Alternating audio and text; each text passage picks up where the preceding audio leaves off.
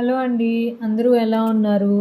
ఈరోజు ఆ విశ్వానికే గురువైన శ్రీ దత్తాత్రేయుల వారి జననం గురించి మనం తెలుసుకుందాం. ముందుగా గణేశుణ్ణి తలుచుకుందాం. ఓం శ్రీ గణేశాయ నమః. ఓం శ్రీ సరస్వత్యై నమః. ఓం శ్రీ గురుభ్యో నమః. ఒకసారి త్రిలోక సంచారి అయిన నారద మహర్షి బ్రహ్మ, విష్ణు, మహేశ్వరుల నివాసాలకు వెళ్ళి అక్కడ అనసూయాదేవి పాతివ్రత్యాన్ని ఎంతగానో ప్రశంసించాడు. అత్రి మహర్షి ఆదేశం మేరకు ఆమె వలె అతిథి అభాగ్యతులను ఆదరించే సాధ్వి మరొకరు లేరన్నాడు. అప్పుడు త్రిమూర్తుల భార్యలు కూడా దేవతలందరి వలనే భయపడి అసూయ చెంది ఆమె పాతివ్రత్య మహిమను తగ్గించమని తమ భర్తలను నిర్బంధించారు.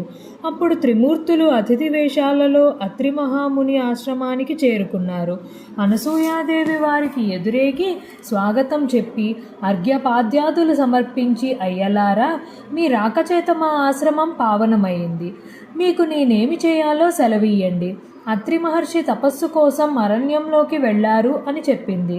అప్పుడు ఆ అతిథులు, అమ్మా, మాకెంతో ఆకలిగా ఉన్నది. నీ భర్త ఎప్పుడు వస్తారో చెప్పలేం గదా, మాకు వెంటనే భోజనం పెట్టు అన్నారు. ఆమె లోపలకు వెళ్ళి విస్తళ్ళు వేసి, అయ్యలారా, భోజనానికి దయచేయండి అని ప్రార్థించింది. అప్పుడు వారు, సాధ్వి, నీవు మాకు ఆతిథ్యం ఇస్తానని మాట ఇచ్చావు, కానీ మాదొక షరత్తు ఉన్నది.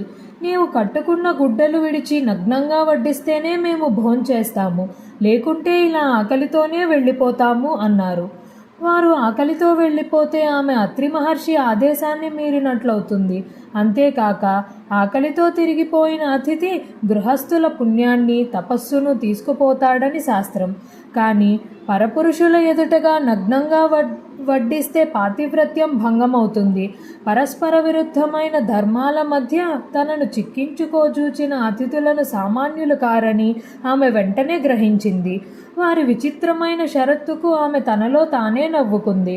తపోమూర్తి అయిన అత్రి మహర్షి సంసర్గం వలన పతివ్రతురాలైన నాకు కామభయం లేదు.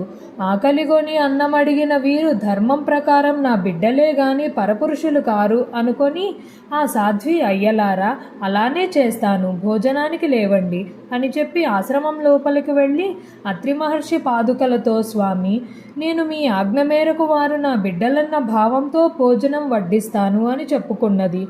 ఆమె యొక్క పాతివ్రత్య మహిమాన్వితమైన సంకల్పం వలన ఆమె భోజనం వడ్డించడానికి నగ్నంగా వెళ్ళేసరికి ఆ ముగ్గురు పసిపిల్లలయ్యారు. ఆమె భావాన్ననుసరించి ఆమెకు బాలింతరాలికి వలె స్తన్యం వచ్చింది. ఆమె వెంటనే మరలా వస్త్రాలు ధరించి ఆ బిడ్డలకు తృప్తిగా పాలిచ్చింది. నిరంతరం సృష్టి చేసి అలసినవాడిలా బ్రహ్మదేవుడు, ప్రపంచాన్ని పాలించి అలసినవాడిలా శ్రీ మహావిష్ణువు, జగత్సంహార కార్యం వలన సోలిపోయిన వానిలాగా శంకరుడు అనసూయాదేవి యొక్క పాతివ్రత్య మహిమను గ్రోలి విశ్రాంతి చెందారు. ఆ మహాపతివ్రత తన దివ్య దృష్టి వలన ఆ ముగ్గురు త్రిమూర్తులని తెలుసుకొని ఊయలలో పెట్టి ఆ జరిగిన కథనే జోలగా పాడుచున్నది. ఇంతలో అత్రి మహర్షి వచ్చి ఆమె నుండి సర్వము తెలుసుకొని ఊయలలోని త్రిమూర్తులను దర్శించి ఆ రూపాలలో ప్రకటమైన పరమాత్మను ఇలా స్తుతించాడు. ఓ మహావిష్ణు, నీవు సృష్టి స్థితి లయకారుణుడవు, జగత్సాక్షివి, విశ్వమయుడవు, విశ్వధారుడవు. ఓ పరమేశ్వర, నీవు సహజంగా ఒక్కడివే అయినా నీ లీలచేత త్రిమూర్తులుగా మారి క్రీడిస్తున్నావు. వాస్తవానికి ఈ జగత్తు నీకంటే వేరుగాకపోయినా మసక చీకటిలోని తాడు దానికి భిన్నమైన పాముగా గోచరించినట్లు నేను నాది అనే మాయతో కూడిన భావన వలన నీకంటే వేరైనట్లు జీవులకు గోచరిస్తున్నది. ఊయలలోని పిల్లలు హాయిగా నిద్రపోతున్నారు. త్రిమూర్తులు ఆ స్తోత్రానికి తృప్తి చెంది తమ నిజరూపాలతో కూడా ప్రత్యక్షమై వరం కోరుకోమన్నారు. అప్పుడు ఆయన సాభిప్రాయంగా భార్య వైపు చూస్తూ, సాధ్వి, వీరు మనస్సు చేత కూడా పొందడానికి వీలుగానివారు, అయినా నీ భక్తి వలన ఇలా వచ్చారు. నీ అభీష్టమేమిటో నివేదించుకో అన్నాడు. అనసూయాదేవి, స్వామి, ఈ సృష్టి యొక్క వికాసం కోసమే మీరు భగవంతుని చేత సృష్టించబడ్డారు గదా, కనుక ఈ మూడు మూర్తులుగా ప్రత్యక్షమైన వీరిని పుత్రులుగా పొంది మీ అవతార కార్యం నెరవేర్చుకోవడమే నా అభీష్టము అన్నది. అత్రి మహర్షి సంతోషించి, మీరు మాకు పుత్రులుగా పుట్టి మమ్ము ఉద్ధరించండి అని కోరాడు. అప్పుడు వారు, మహర్షి, మమ్ము నీకు సంపూర్ణంగా దత్తం చేసుకున్నాము అన్నారు. ఆ పతివ్రత ప్రభావం చేత త్రిమూర్తులు అత్రి కోరిన వరమును అనుగ్రహించి తమ లోకాలకు వెళ్ళి వారి భార్యలను కలుసుకున్నారు. తర్వాత అత్రి అనసూయలకు 3 పుత్రులు కలిగారు. సద్గురువైన అత్రి మహర్షి ఆత్మసమర్పణ చేసుకొని సేవించిన ఫలితంగా తనకు వ్రతభంగం చేసి శపించడానికి వచ్చిన త్రిమూర్తులను బిడ్డలుగా పొందింది అనసూయాదేవి. తర్వాత అత్రి మహర్షి బాల విష్ణుమూర్తికి దత్తుడని, దర్శనమాత్రం చేత అందరి హృదయాలకు ఆహ్లాదాన్నిచ్చే బ్రహ్మదేవునికి చంద్రుడని, ప్రళయకర్త అయిన రుద్రుడికి దూర్వాసురుడని నామకరణం చేశాడు. ఈ 3 అత్రి యొక్క సంతానం గనుక వీరిని ఆత్రేయులని, దత్తుణ్ణి దత్తాత్రేయుడని వ్యవహరిస్తారు. ఈయనే సాక్షాత్తు పరమేశ్వరుడు. శత్రువులకు కూడా అందని సచిదానంద స్వరూపుడు.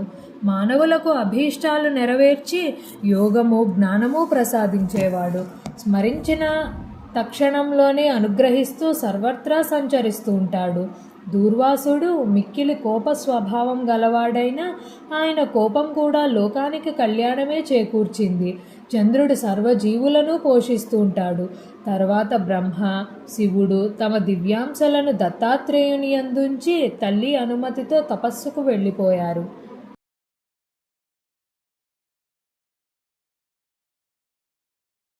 ఇలా దత్తాత్రేయుని వారి జననం జరిగింది.